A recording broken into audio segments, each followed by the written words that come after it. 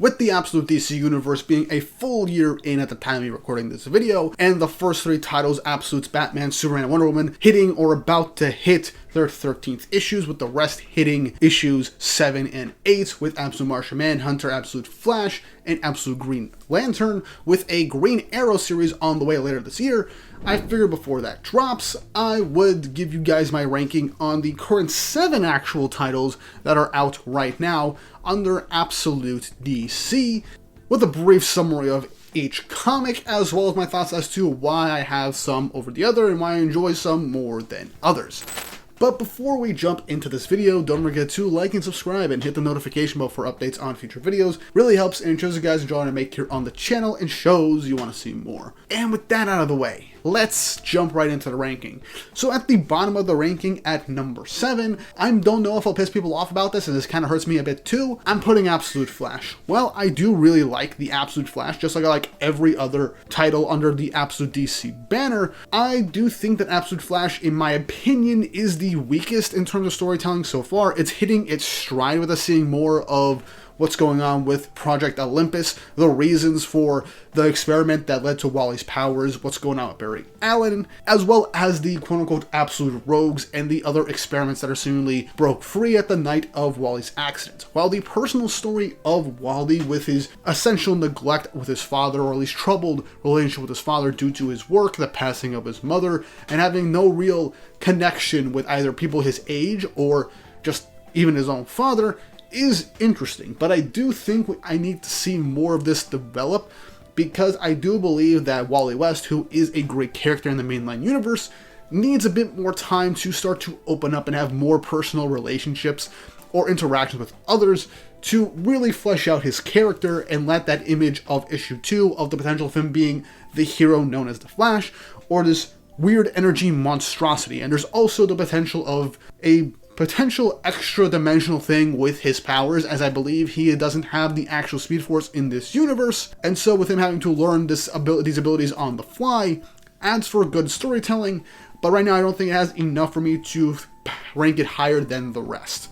Coming in at number 6, now this was tough, but I am putting it with Absolute Martian Manhunter. While I do think that the story and the commentary that is being said in this comic is interesting, and I like that we're delving deep into the mind of John Jones, with the extra-dimensional alien creature that just goes by the Martian, or the Martian Manhunter, or the Green Martian, is really interesting. What really carries this comic for me is how they present everything visually. With the multitude of different colors, the way perspective in the art changes in abstract ways, as it feels like you're going on a psychedelic trip as you're going through all these different characters, their memories, how they're being manipulated by the seemingly overarching antagonist for the time being, the White Martian, with the teases of the core of the Absolute Universe, with issue 6 giving us our first look at Darkseid, with the only character knowing who he is in these books being Absolute Martian Manhunter, and the personal relationship between John Jones, his work, and his wife and son are interesting, and also makes you think with each issue as we encounter all these different problems and basic, I say, mass psychosis events that are manipulated by the White Martian, and the obvious commentary on the world is really interesting. I just don't enjoy it as much as the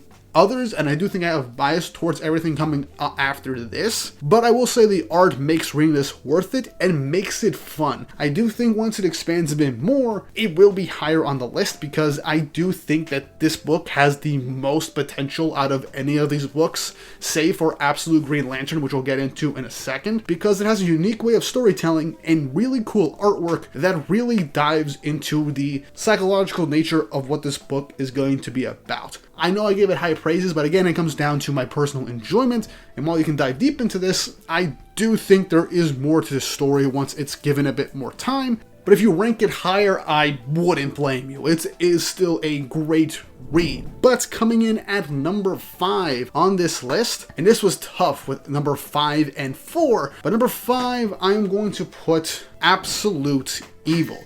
I know this is still a one-shot, but it is still really, really cool. I have a video out giving my thoughts on it in general and summarizing what it was about. But in short, Absolute Evil is the formation of the Absolute Justice League, but everything being flipped. It is the villains of all the Absolute books, minus Absolute Martian Manhunter, teaming up to counteract the heroes that are emerging in this world, or the threats and even troubles that they are all facing, while giving a massive lore dump and seeing the actual interactions and character of all these different antagonists and villains in a singular room coming together, and giving us first real full dialogue scenes of the absolute Joker in this instance, and how he basically commands the room the second he speaks, which is insane. But the history of the Absolute Universe and how it's changed from the main DC universe, as well as the fact that the villains now know about, like, to an extent, the Omega particles being the central focus of the universe, pulling everything towards their injustice or the evils of this universe to being their version of justice, and that's why they call themselves the Justice League and are teaming up to take care of these problems, as it seems that they are against the world order, and that the entire world's massive collection of just morals and laws of nature are basically set up to have them be on top and constantly win. So they have no real way of losing, but they will have to guarantee it with them watching over in their Hall of Justice, their watchtower, as they all kind of team up behind the scenes to lend their resources, which makes for massive repercussions going forward with the Absolute Universe, and how it'll affect these characters potentially teaming up in the future, or how our heroes will overcome this or face this going forward. But also challenging the darker nature of this universe and its essential political structure to a degree, with the inspiring hope of these new heroes emerging and how it's throwing a wrench into things. And I do feel like this will bleed into all the other books, obviously, and form a new real Absolute Justice League, Absolute Justice Society, whatever the name will potentially be, since this universe is relatively different and to an extent kind of flipped from the main line. With that also giving us our first look at Absolute Hawkman, as well as Absolute Green Arrow, and I'm not going to spoil what happens with these characters in the issue, because those are really cool reveals in them.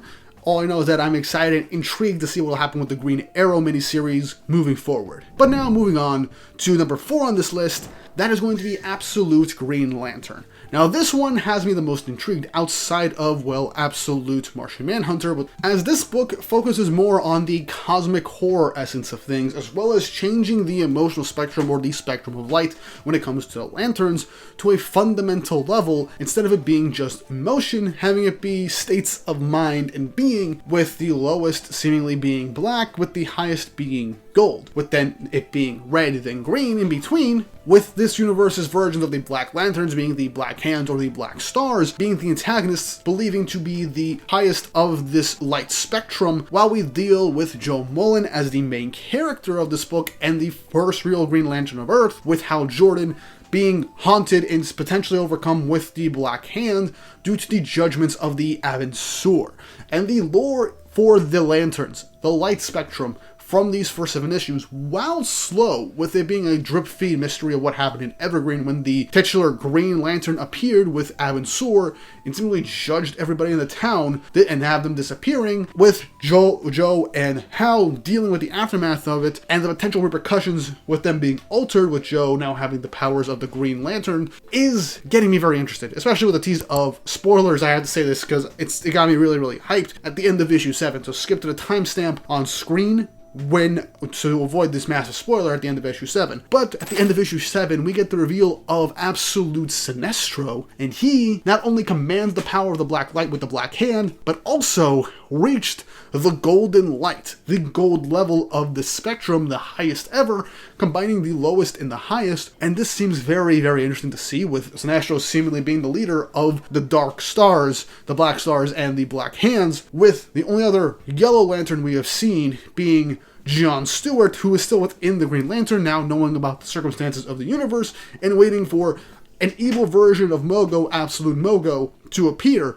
And this gets me very excited. That's kind of the end of spoilers in terms of massive plot stuff. But out of the way, Absolute Green Lantern has a lot of really big potential for the grander lore of the cosmic side of the Absolute Universe, with threats coming to Earth, while also issue 7 giving us more of the outer space aspect, the cosmic essence and story going on in the background, with the other lanterns and the emotional in the light spectrum and the Black Stars, as well as what these other lanterns and Oa truly are. So I'm very curious to see where this leads. It'll take its time, but I'm very excited to see what's going to happen right now, as I expect things to start ramping up soon with the interference of Hector Hammond and the eventual conflict / potential war of the Black Hands, Black Stars against the other members of the light spectrum of Oa, with it being the Green Lanterns, Red Lanterns, and potentially Yellow Lanterns as well to fight against them. So that makes things very exciting, and I can't wait to see this expand the cosmic side of the new Absolute Universe even more. Also, the art is fantastic, and it also has a bit of an anime vibe for me, so I have a bit of bias towards art styles like this. But by the way, I love this. But now, on to the top 3. And obviously the top 3 is the original 3 that jump-started this universe with the absolute titles for Batman, Wonder Woman, and Superman. And this was definitely the hardest that I've had in terms of ranking all of these, because all these are definitely the best of all the absolute titles, with different things to say, as well as different lore implications and stories for each of these characters. And so I've had to think about this for a bit to see which ones I enjoyed the most. And so this might be contentious for a lot of people, obviously, because everybody has their own favorites, but for third place, third favorite absolute book, I am putting Absolute Superman. Now, I know this will be a point of contention for a lot of people, but then again, it's the trinity of DC. People are going to like one over the other, but at the end of the day, they are core fundamental aspects of DC, and Absolute DC is no different. Now, Absolute Superman is honestly an incredible read with fantastic artwork and great character writing for the likes of Kal-El, Lois Lane, and Jimmy Olsen, with their friendship, relationship, and all that being built up from the beginning slowly over time, as we begin to unravel the, well, corrupt organization that is Lazarus Corps, being led by the Absolute Universe's version of Ra's al Ghul, Vandal Savage, thus adding a bit of extra layers into this. I did not expect to have like Ra's al Ghul be a Superman villain, but we're reinventing the wheel, and this version of Ra's al Ghul is a Goliath in terms of looking like physically super strong. He's built different, and he's teamed up with Absolute Brainiac, who in this universe is just an absolute freaking crash out. If you've read his origin in issue 7, you will know, but the guy is a crash out and probably the most insane version of Brainiac we have seen thus far, in my honest opinion. If there's a past one, let me know in the comments from the main line or any spin-offs, just let me know. But we have to explore the far reach of Lazarus Corps, its peacemaker, military organization that's basically a part of it, as well as their reach in the world, mining resources, human rights violations, all that stuff. Absolute Superman goes back into some of the origins of Superman when he was created, being like the champion of the oppressed and basically being a man of action against those that are corrupt in power to help those that can't help themselves or need that push and inspiration to fight back. And I think that's really cool, having that be a part of this version of Superman, as well as in the beginning, flashing back multiple times from his time on Krypton during the final days, its whole massive class structure and political drama with the tensions between his parents and the council, the Science League of Krypton in the Absolute Universe, the final moments of destruction, how he survived. There are changes with the fact that, well, Superman, Kal-El, grew up on Krypton from his childhood on to when it was destroyed, and spent multiple years on Earth just wandering around as like a wanderer. He met the Kents, but that caused some trouble thanks to Lazarus Corps and all that. A lot of stuff happened to Kal in this world, and his patience, his morality, and his control has been tested multiple times, but the most recent arc with him confronting Ra's al Ghul was the most fascinating that there was, to the point where you feel like, will he be able to break Kal? Will he do it? Has he done it? And now we're leading into probably the first real final confrontation between Superman and Ra's al Ghul and his organization of Lazarus Corps, in this big final push for Ra's to try and make Superman his own weapon, his son, trying to make him a killer to have him take on Lazarus Corps, or to be an enforcer of his entire, well, corporation and legacy and everything, which is fascinating to see. Lois has turned from a peacemaker agent to more so a free-thinking person, also slowly finding her love of journalism through not complying with the original reports of how the Brainiac system works, and Jimmy Olsen being part of a rebel group and seeing a lot of stuff in the world and eventually becoming friends with Superman is really nice and a really cool reinvention of the usual formula with Superman, and I kind of like it. Also, another big change is that Superman has this AI-powered suit called Soul, which his parents created. When he uses it, when he flies, it has this like red dust cape from Krypton from mining rocks. It looks really cool. He's able to manipulate it to hold on to people, to shield it, even turn it into its own little fortress of solitude to an extent. And he has this really cool Power Rangers-esque fighting mode when he's on the brink. And it looks really, really damn cool. Probably one of my favorite looks of Superman ever. But while this book was definitely really cool, I want to see more, because I really need to see the culmination of what we've seen thus far in the book leading into the end of this next arc that we're getting in the story, because this definitely could be the best book out of all of them if we dive a bit more into it, but as of right now, I enjoy two others even more. Now, my second favorite of the absolute books is definitely the biggest thing I had to struggle with. Which one do I like more? Because one of them is my favorite superhero of all time next to Spider-Man from Marvel, and while I had to think about it a lot, I made the decision right here, right now. My second favorite book in the Absolute universe is Absolute Batman. Now, this is probably the best-selling book in the Absolute universe and a massive fan favorite, and I don't blame you for having it above everyone else. I had Absolute Batman as number one up until recently, and again, not to say that it's worse than what will eventually be my number one pick for this list. I just enjoyed what it's number one a bit more. But Absolute Batman takes a different reinvention of Bruce Wayne Batman, as only his father died, but he's not a millionaire. He's a American blue-collar worker who grew up in Crime Alley and who would eventually become his rogue gallery, most likely in the Absolute universe, he grew up with when they were kids, best friends. He was raised by his mother Martha after the death of his father, being a single parent. And we see Bruce as he's basically made a more fundamental change to who he is as Batman. He's a bit more brutal. He'll break your limbs, maybe cut some off. He has a giant axe for his bat symbol on his chest, and he's a bit more, I want to say, metal when it comes to when he fights. He doesn't really have much of a utility belt. He has a lot of like stuff embedded in his body for last minute or emergency uses, which is insane to think about. The fact that he's even human is insane to think about. But watching Batman in this universe see the criminal underbelly of Gotham potentially being just as bad, if worse, than the mainline universe, with everything with the party animals with its opening arc, but it being just a small section of a larger global enterprise of just more or less shadowy legal crime, like paying for crime, from basically the absolute version of the Joker, who he's going to have to confront relatively soon. And this version of the Joker, while insane, has his hands with billions of dollars, one of the richest people in the world, and has created private prisons in laboratories to the point where they're all called Arks. And Ark M,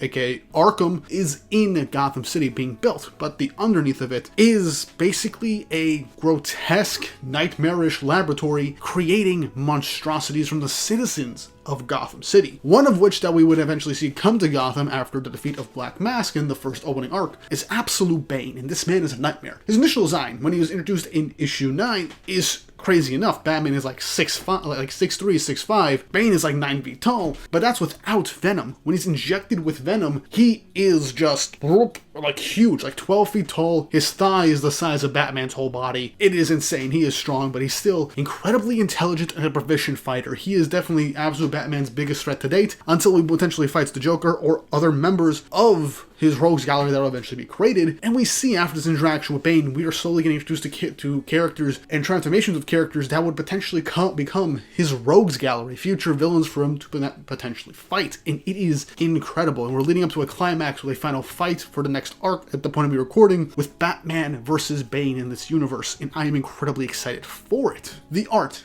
great. The action sequences are engaging with really cool panel work, and also the beginnings of this story with us getting to see how Bruce became Batman and his connections with other people is really nice, and a nice change to the usual formula in terms of what Batman is. Even though as fundamental core, he's still Batman, he's still Bruce Wayne from the mainline universe, just without the massive advantages he's had, but he's still Batman, and that is what makes me love this as much as I do. Also, I forgot to mention, Alfred is a secret agent in this universe, and after following for Black Mask, he decides to start helping Bruce on a down low, or directly getting involved, especially right now with the current story arc. Now, if you haven't read Absolute Batman in its fullest, I actually have 2 big videos going over the entirety of Absolute Batman up to issue 12, as well as a few standalone reviews of the certain issues with the introduction of Absolute Mr. Freeze. The playlist will be linked in the title card above if you want to get like caught up before issue 13 or right before issue 14 comes out. But yeah, Absolute Batman is my second favorite book, but it is a very close second to my number 1 pick, which is Absolute Wonder Woman. This book is phenomenal. Not only taking the core aspect of Diana as a character and still keeping that the same in this version of her character, but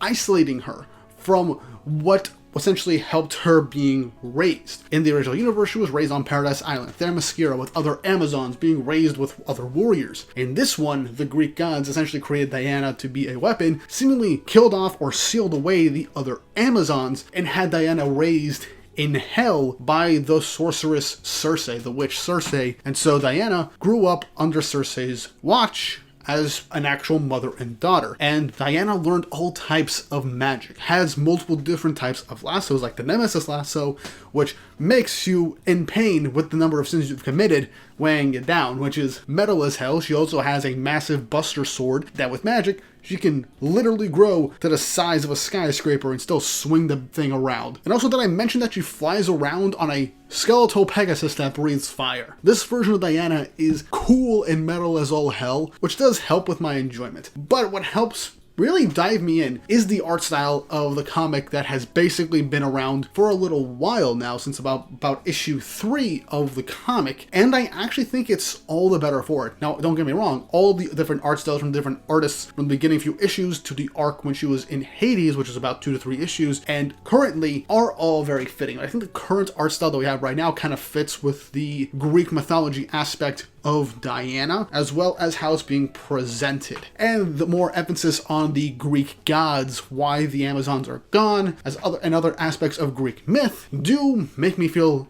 a lot more interested. And also, I'm Greek, I'm gonna have a bias towards this stuff, as well as the fact that there are moments here in this book where Diana speaks actual Greek in the book, which honestly makes me really happy to see. And embracing more of the Greek aspect of the character and the mythos, that honestly just makes me feel very happy. I did say that a lot of this list was going to be biased towards a degree, and this is part of it. And not only that, the supporting cast of characters that we get from Gateway City are honestly really cool, and we can dive more into, like her relationship with Steve Trevor that is beginning to blossom and grow. We have Barbara Minerva, who in this universe, at least as of right now, isn't Cheetah yet, but I'm curious to see where that goes, as she's starting off as a friend and ally to Diana, as well as Etta and Gia Candy, who are witches, or one is a witch in training, and they kind of have a bit of a nice, really cool relationship in terms of magic usage with Diana, leading into everything going on with the rest of her story. And leading into everything with like the hell beasts in the first arc of the series, moving on to more of the Greek myth aspect with other creatures, a labyrinth, a minotaur, her fighting in a coliseum for Hades' amusement and whatever. There is a good amount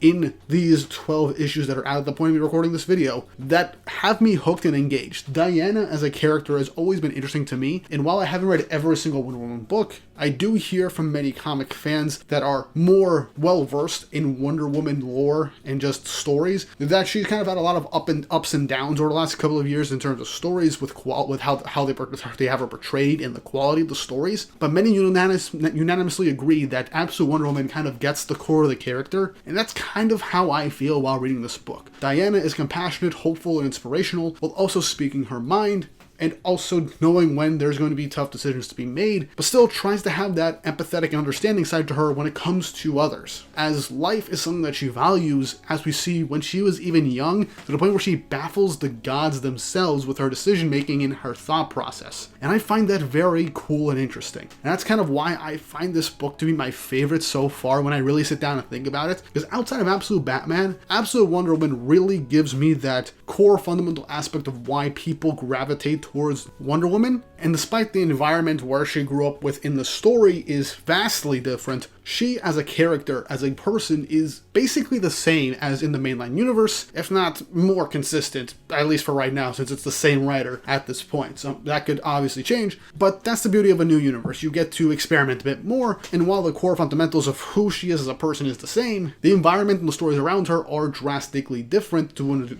the point where it makes things interesting, and I want to see how she reacts to certain things and information as they're presented to her. And I cannot wait to see more of Absolute Wonder Woman going forward. And it gets me continuously hyped as she is the first one to have a crossover with another character, which is Absolute Batman. And these two are the first characters to have a real crossover in terms of books. And I'm excited for that crossover event. That is going to be so cool and so much fun to see these characters interact in this universe. I'm going to have a blast, most likely. And I'm going to see if I can cover that crossover when it's being run or when it's finished. But either way, that's kind of been my list. That's the entirety of the Absolute Universe's titles ranked and explained for me, and how I rank them, which ones I like, which ones I feel like could be worked on, and just my own personal biases. But what do you guys think of this list and ranking? What are your favorite Absolute Universe titles? Is it similar to mine? Is it different? What are you hoping for with the future of these titles? And who is your favorite character outside outside of the obvious title characters from each of these books with their own supporting casts. Leave your thoughts and opinions down below, as well as who do you hope to see in the Absolute Universe next. And once more, again, like, subscribe, and hit the notification bell for updates on future videos. Really helps and it shows you guys enjoy what I make here on the channel and shows you want to see more. With all that said and done, hope you all have an absolute day.